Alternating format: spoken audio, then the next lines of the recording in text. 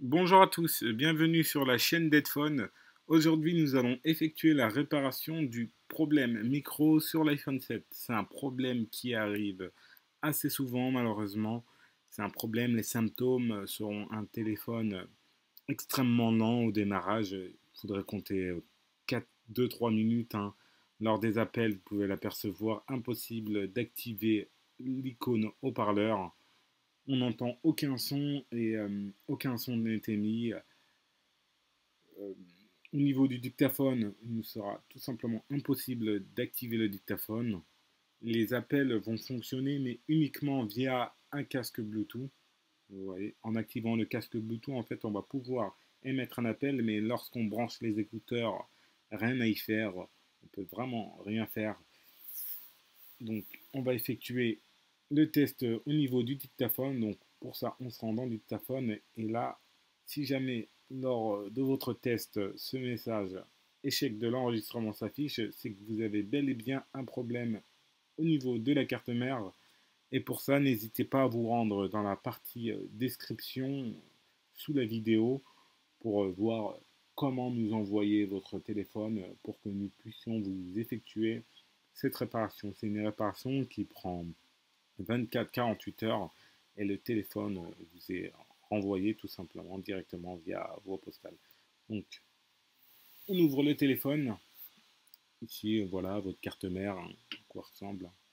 On va la retirer et c'est tout simplement le but de cette réparation, c'est de retirer la puce audio. En fait, c'est la puce qui gère toute votre communication lors de vos appels. Tout simplement, pourquoi le casque Bluetooth il peut fonctionner?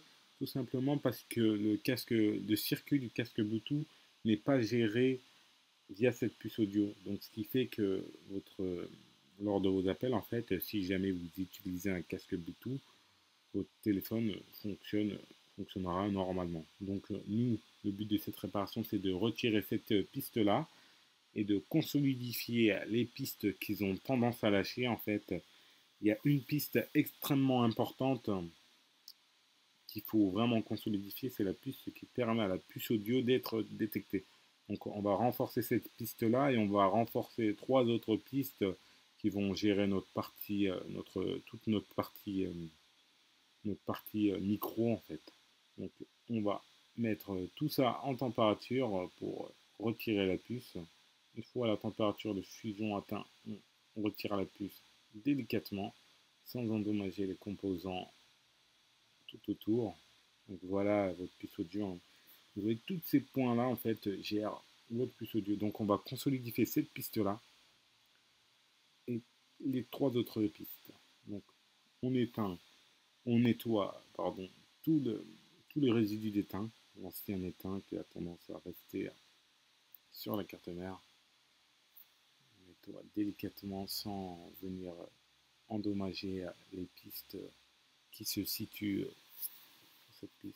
On nettoie le tout et je vais vous montrer en détail ces quatre pistes, ces quatre petites greffes qu'on va effectuer. La première qui gère comment dire, la détection de notre puce audio et les trois autres qui gèrent notre micro. Donc on vient gratter le tout. Vous voyez. La jonction en fait c'est la jonction qui c'est cette jonction qui a tendance à se briser et on n'a aucune connexion en fait au niveau de la puce. Donc on gratte le tout en fait, on vient ensuite installer des bouts de fil en cuivre qui vont permettre de faire la jonction tout simplement. Donc voilà, on gratte le tout. Vous pouvez apercevoir les quatre pistes grattées, c'est les greffes qu'on va venir effectuer pour consolidifier toute la puce audio. On applique du flux sur les quatre points. On va appliquer un peu d'étain. On met toutes ces pistes en surveillance. On va ensuite installer nos quatre boules de fil de cuivre. On va la troisième et le quatrième. On met tout ça en place.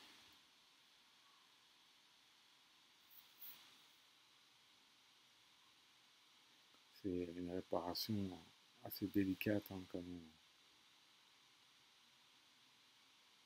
Voilà, la troisième et la quatrième. Voilà. On est prêt, on va nettoyer le tout, raccourcir les fils qui sont un peu longs. Voilà, on va raccourcir ces deux fils là. On va venir faire deux petites bouclettes. On va enrouler celle-là délicatement sans la casser. Voilà, on est prêt. On va ensuite maintenir tout ça en place à l'aide de colle UV en fait. Vous voyez, pour ne pas que nos pistes se mettent à bouger lorsqu'on va chauffer, venir mettre tout ça en température. On applique un peu de colle UV. Sous l'effet en fait de la lampe UV, vous pouvez voir les rayons UV en fait. Alors, a tendance à sécher. Elle va sécher. Vous voyez, elle est complètement sèche, ce qui maintient nos pistes en place. Ensuite, on nettoie la puce audio. On la nettoie complètement. On vient effectuer un rebillage à l'aide du pochoir. En fait, on va remplir le pochoir de pâte d'étain. On remplit tous les trous et sous l'effet de la chaleur, en fait, ça forme des petites billes qui vont venir se souder sur la partie carte mère. On applique à nouveau du flux, on relève le tout et vous pouvez voir un des billes se forme. En fait, ces petites billes là vont venir se coller sur toute la partie de la carte mère. Pour faciliter la soudure, on applique du flux. On réinstalle la puce en place dans le bon sens. On remet tout ça en température. Voilà, une fois le point de fusion atteint, en fait, les billes, elles se collent sur la carte mère, elles viennent se souder à la carte mère. On applique 2-3 petits coups, vérifier qu'on soit bien en place. On laisse refroidir le tout. On nettoie toute la partie. On remet la carte mère dans les conditions originales en réinstallant le nouveau joint. On installe la carte mère dans le châssis. Ensuite, on vient effectuer les tests pour vérifier que la réparation, elle a bien fonctionné. Donc on effectue le test. On montre notre code PIN. Ensuite, on va vérifier qu'on a bien l'icône qui apparaît, qu'on peut bien activer et désactiver le micro lors de nos appels. Que les micros fonctionnent bien. On montre le numéro de téléphone. Et là, on peut voir que la touche haut-parleur est activée. On peut l'activer et la désactiver sans problème. Là, on nous entend correctement. Donc voilà. Ensuite, on va pouvoir effectuer un autre test au niveau du dictaphone, vérifier qu'on puisse faire des enregistrements vocaux. Donc, voilà. Dictaphone. On essaye un enregistrement. Et là, on peut apercevoir un nouvel enregistrement avec notre voix qui est bien perceptible par l'iPhone. Donc voilà. Donc faites très attention lors de cette réparation, car si jamais vous ne passez pas par un technicien expérimenté, pour cette réparation-là, vous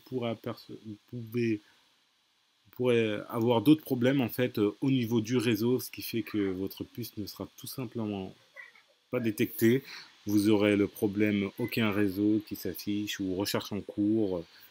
Vous voyez, votre vibreur ne va tout simplement pas fonctionner.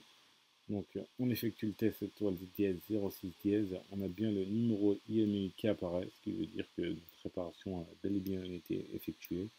Donc si jamais vous avez ce problème-là, n'hésitez pas à nous contacter. La réparation dure 24-48 heures et le téléphone vous est renvoyé par voie postale.